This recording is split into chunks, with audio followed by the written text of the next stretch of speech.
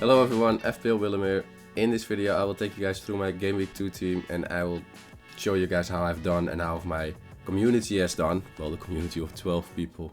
And as you can see, to start off, congrats Onions, I saw you in the comments in the last video. You've done insane. Everyone who've chosen Kane basically has done insane. I saw your team with Grimaldo and... what was his name? The Dutch fella. Frimpong. I've totally missed. I've totally blanked out on the Bayern München and the Bayer Leverkusen pick. So congrats to you. Everyone who...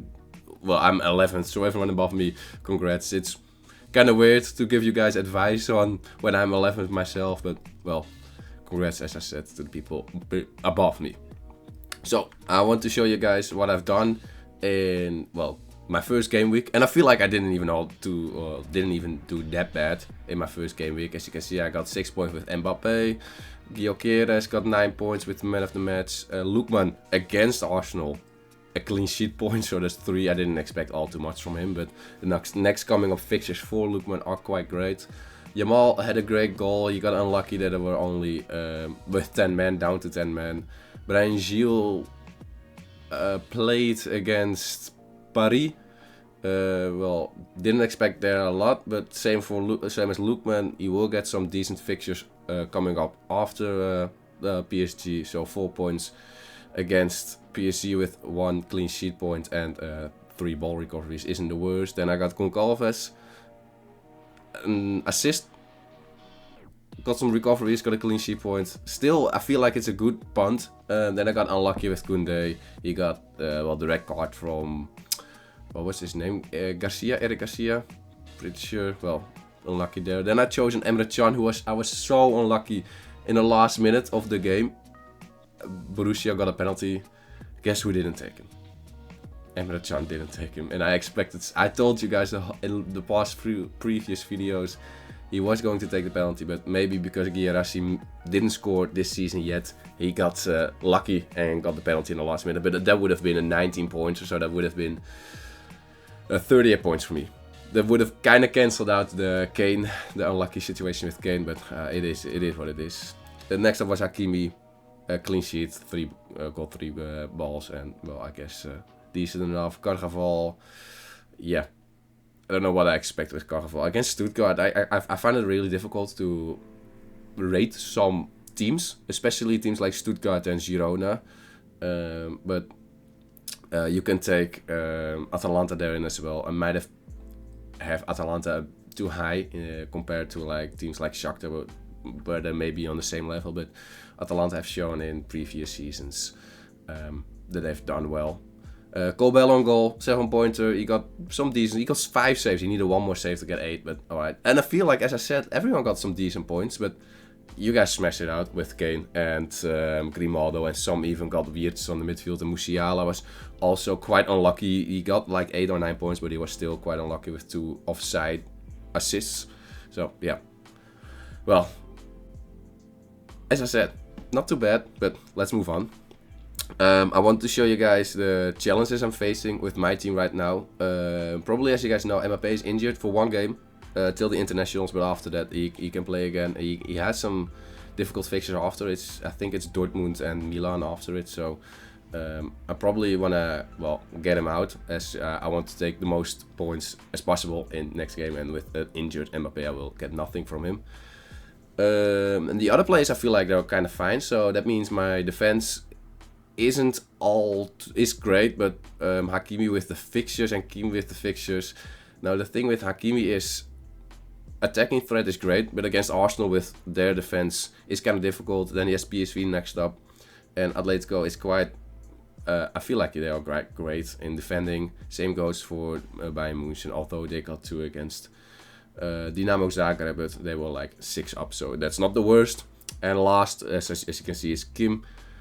But Kim is kind of ball magnet, recovery magnet, and against Dynamo Zagreb you don't really get that many recoveries as you can expect, as Bayern München mostly have the ball in control.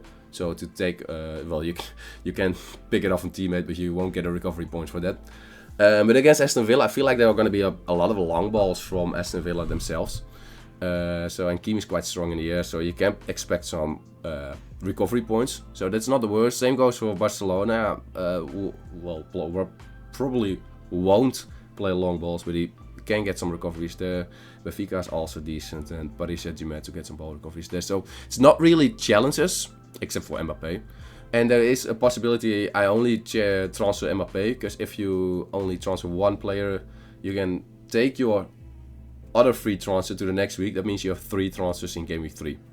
Hope you guys can remember that in the rules. If you don't, you know now.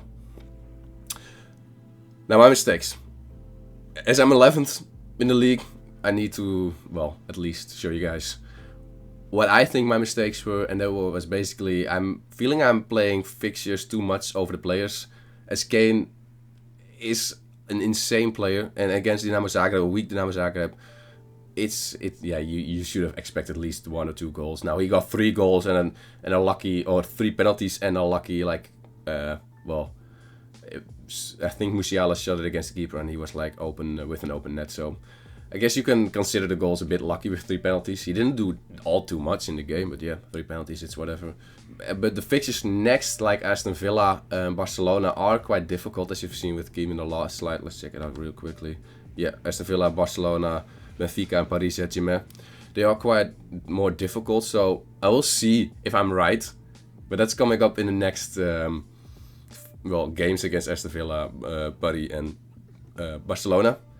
If he doesn't score, maybe I've done okay, but still getting 21 points in 1 game week, yeah, that's insane. Same goes for Musiala, I guess, with Kane as well. Bayern Munich player, he did great. He actually got unlucky. Someone in my private league got him in his team, and he got 8 points, but he should have got like 15. And Wirtz, maybe I've expected a lot better from Feyenoord. They got 4 against them, and same goes for Grimaldo, the defender, and maybe Frimpong as FPL Onion has him in the team. But yeah, Bayer Leverkusen have some difficult. I think they have Milan at home. But maybe I'm too fixated on fixtures over players instead of choosing just the best players who can even score in games. I've said it in my pre-season in the UCL video that Musiala and Wirtz are both players you can pick over fixtures, and I didn't do it. Well, look where I'm at, 11 in the league. So yeah, it sucks. Now quickly moving on to my attacking options. I've taken, of course, Kane. After the last match, I have to at least think about him. I don't think I will pick him because I'm still a fixture over form type of guy. And he scored 3 penalties. You have to keep reminding that. He wasn't all too great. I feel like he didn't even play all too great. But the goals he was there, he took the 3 penalties. And yeah, guess there's an option. Next up was Vinicius. Vinicius, I feel like he isn't really on fire this season. But it's still Real Madrid, and Vinicius scored in last season's final. He has some great stats to back them up. So attacking option there, and last but not least, it's Barcelona, the striker Lewandowski. I feel like I don't really need to give an introduction about Lewandowski. He is 9.5 out of my head. He has some great fixtures up there as well. I will go through them later in the video, so let's keep that in mind. And I have some other players where I'm thinking about. These players are basically, as you can see here, Griezmann, Vlahovic, Martinez, Thuram, Watkins, and Retegui, and I've put them in a kind of an order. What pick maybe I would choose first? So Griezmann is actually quite underrated. He got like 18 points again, or like 14 points in last match. Vlahovic from Juventus is a great option. Martinez and Thuram from Inter, they have 2 great games. After that, don't pick them. Watkins have some. Well, the thing is with Watkins, I feel like next game is Bayern Munich, but after that he has Bologna and another green fixture, let's say it like that.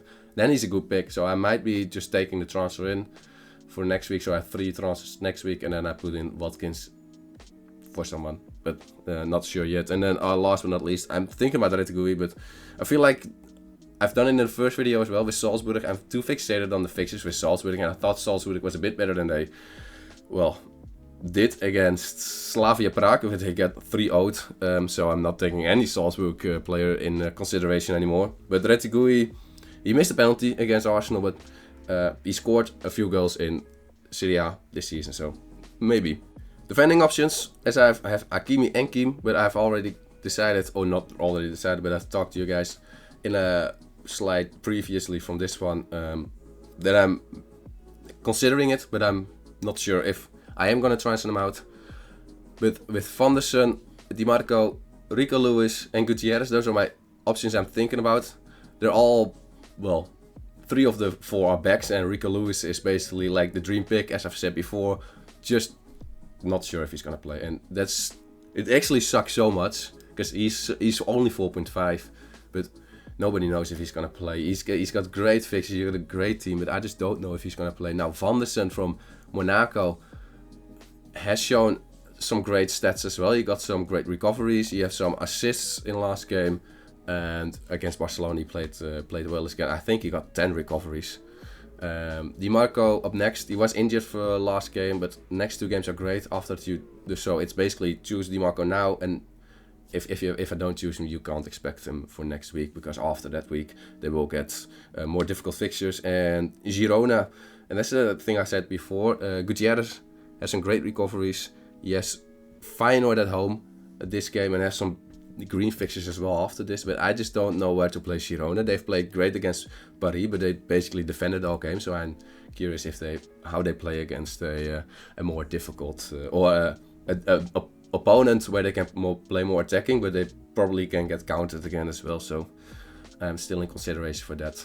Now I quickly wanted to end it off on my team if I didn't make any transfers. Important note once again is that substitutions has to be on the 2nd of October this time, so the second match day on Wednesday instead of Tuesday, so you can substitute them in instead of having one on the 1st of October and you can't substitute them in anymore. I'm still thinking about Foden. Foden hasn't played or started any games in the Champions League and in the Premier League, but I hope he gets some time against Slovan Bratislava. I will of course captain Haaland against Slovan Bratislava, and to see what transfers I will make, I will show you guys a deadline stream an hour before the game starts on Tuesday, and I hope you guys will join me with that and give me your guys know their teams and what transfers you're gonna make. Curious, because basically, as it's shown, I'm not doing all too well the first match day, but I am kind of a planner, so I didn't expect doing all too well in the first match day, but second match day I should catch up a bit with the likes of Kane playing against Aston Villa, and the Bayer Leverkusen Vendam is playing against AC Milan, so hoping to get some points there. Hope you guys enjoyed it. Sorry for rambling a bit, but as I said, I'm in a bit of a hurry. Hope you guys enjoyed it. Leave a like, leave a comment, and I'll talk to you guys later. Bye bye.